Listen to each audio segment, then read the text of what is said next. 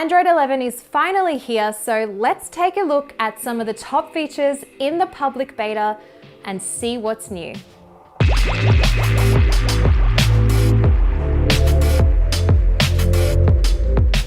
So I've got the public beta of Android 11 up and running on a Pixel 4. If you want to do the same yourself, you'll need a Pixel 2 or later. And of course, because this is beta software, things are A, subject to change, and B, there might be some bugs. So I would probably not install this on your primary device. Leave that up to me. I'm gonna see how I go. But these are some of my favorite things that I found so far in the public beta. Let's go. So there's a few changes in Android 11 that are under the hood, but I'm only gonna focus on really the things that we can see in the public beta. So first up, every time there's a new version of Android, I feel like there is a different way of dealing with the notifications shade and specifically messages. Android 11 is no different because, as you can see, there is now a dedicated conversation space here in the notification bar. So your Hangouts messages, WhatsApp, text messages, and so on, what have you, will all appear here.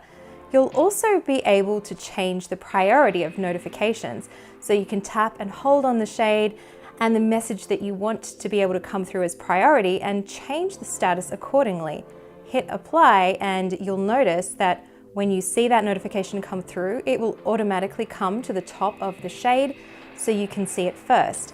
You'll also be able to change some do not disturb priorities as well. So when you have do not disturb turned on, you can change it so that certain conversations or certain people will always be able to come through even if you have DND on. There's also some subtle design changes too, including being able to see the face of your contact in the notifications shade when it's closed, if they're a priority contact and you have a photo as part of their contact card as well. But the biggest change is definitely chat bubbles. So if you've used something like Facebook Messenger in the past, you'll have an idea of what this looks like. You'll be able to see conversations pop up like so and expand and contract them so they show up as a bubble, and that'll make sure that they'll show up even over the top of other apps when you have them open so you can quickly access them.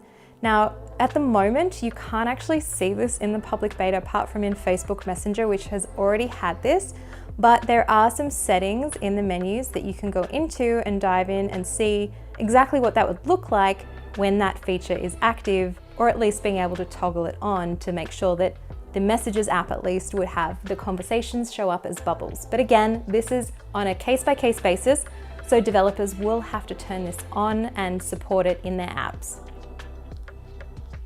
Screenshots also look a little bit different. So instead of them appearing in the notifications shade when you take a screenshot, you'll be able to see the toggle at the bottom and then open the share tab or edit it like so. It will still go in the gallery, it just won't appear in the notifications shade like before. Now this next feature is for the nerds out there. I count myself as one of them because finally we get a native screen recorder. Yay!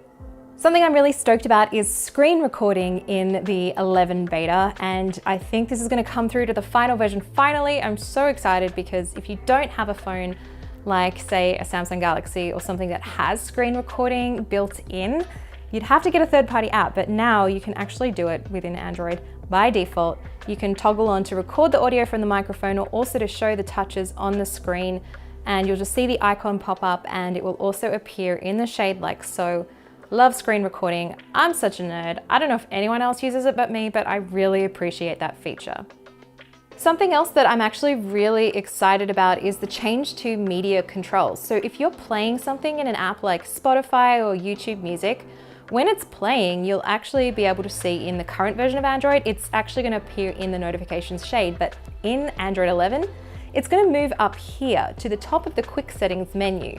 So on top of being able to fast forward and rewind tracks and control playback, when you expand this menu, you can tap on this right here and actually switch between, say, Bluetooth, earbuds, the phone speaker itself, maybe a TV or a stereo.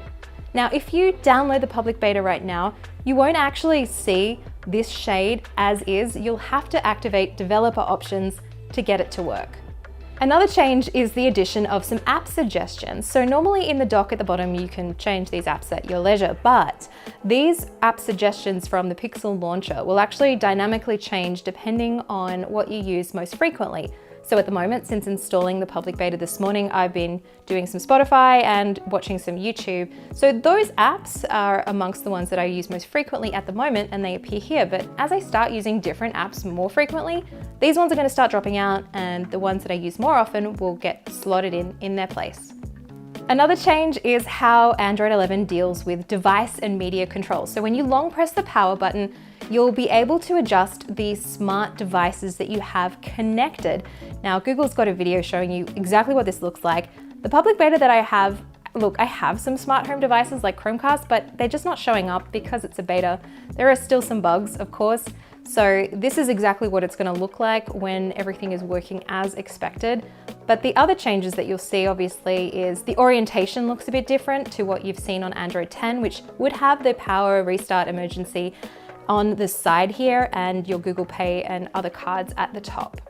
But now it's all just consolidated on one screen. There are also some extra privacy controls. So when you go into your app permissions or you launch an app for the first time, you'll be able to choose to give it access to something like the microphone or your location just once, or ask every single time that you use it, rather than choosing to deny altogether or to only use while you're accessing the app. And also, if you haven't used an app for an extended period of time, it's actually going to automatically reset all of those permissions associated with the app, so you'll have to go in and reauthorize again.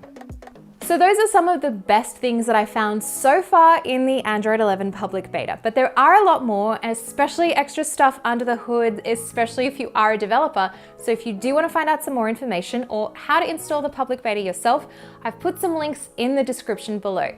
Now, we are expecting the final version of Android 11 in the fall, so you won't have to wait too long if you're not quite ready to put the public beta on your phone. If you do have a Pixel device, and we'll see it